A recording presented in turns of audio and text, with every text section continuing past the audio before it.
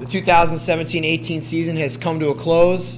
Voice of the Stingrays, Jared Shafran here with our head coach, Ryan Warsofsky, just decompressing and get his thoughts on the end of the season and what has transpired here for the Stingrays this year. Coach, I'm sure you didn't really want to be sitting in this seat right now, but that's where you are. You know, we kind of saw it last year how things can come together and you can go on a great run. And now we've seen this year that you got to be focused on what you need to do, and this can happen. I guess, where are you at right now, and how's the last couple days been for you?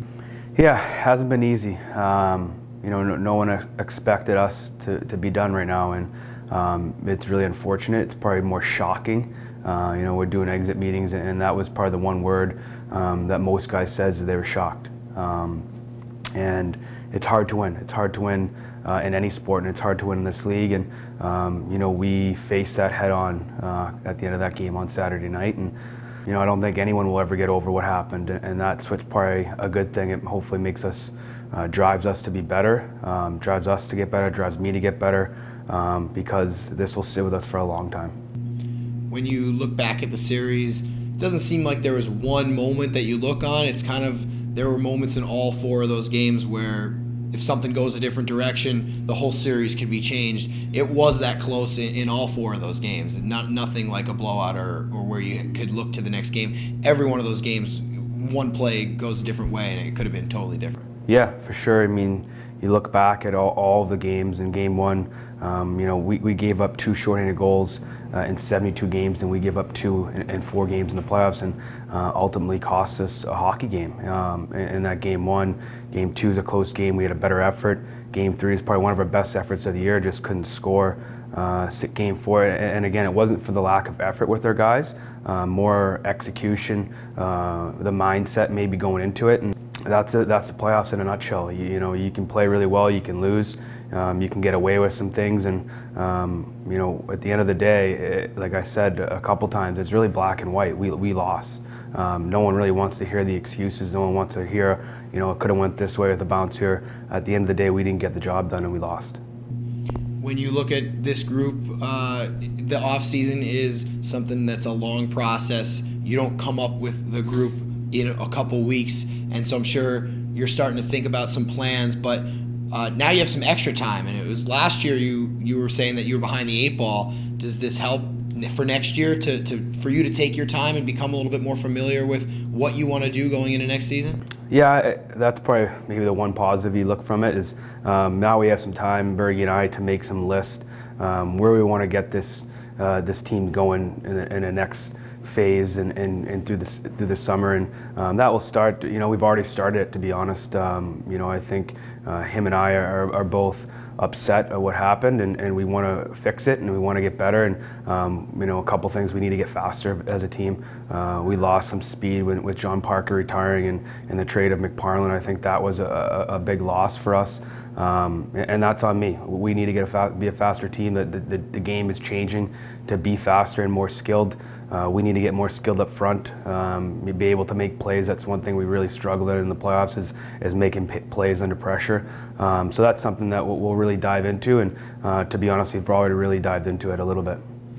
How much, as a coach, when you look at the offseason now, is it tough to predict, because you have a team on opening night, and the team that we went into the playoffs with, there are so many changes, and everyone has that in this league. That's a constant. But is that tough to project out what your roster might look at? Because you obviously want to do better in the playoffs next year, but it's almost like you can't start there. You have to start with being good at the beginning of the season first, and putting yourself in a position to even make the playoffs, and then you can worry about your playoff roster later. Yeah, absolutely, and that'll be the same mindset. And you know, we built that team to get off to a really good start. We knew there was going to be call-ups in the Simonellis, the Chernichins, you know, Geigers, Hughes. We knew the guys were going to get called up eventually, and we want to get off to a good start. We think that's really important.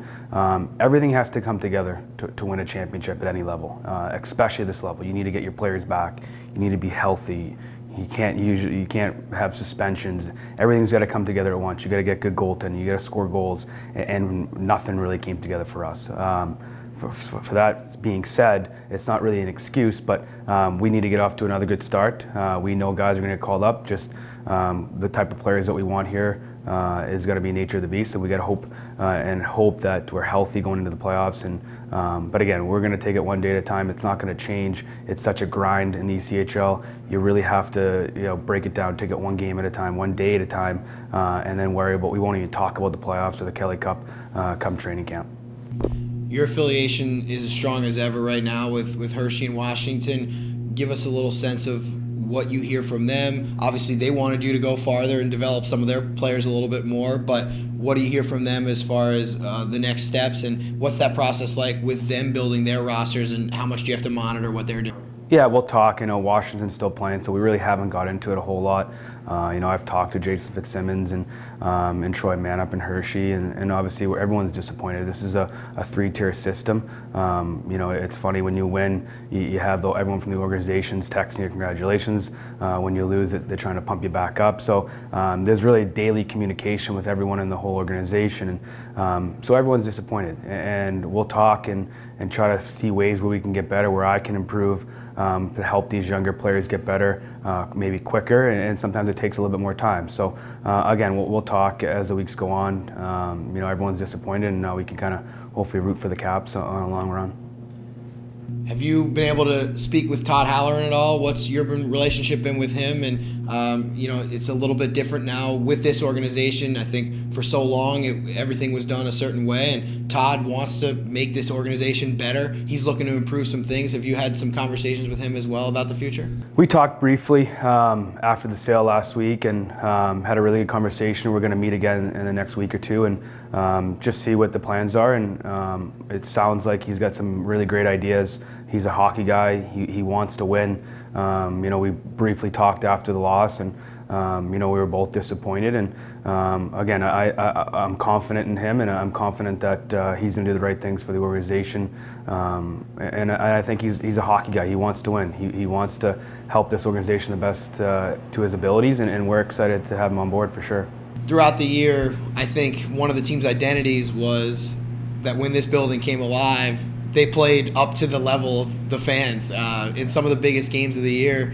That was some of your best games of the year, and obviously you want to work hard every single game, but it seemed like you really fed off the life of the crowd this year, and the life of the fans reached your players. Yeah, for sure.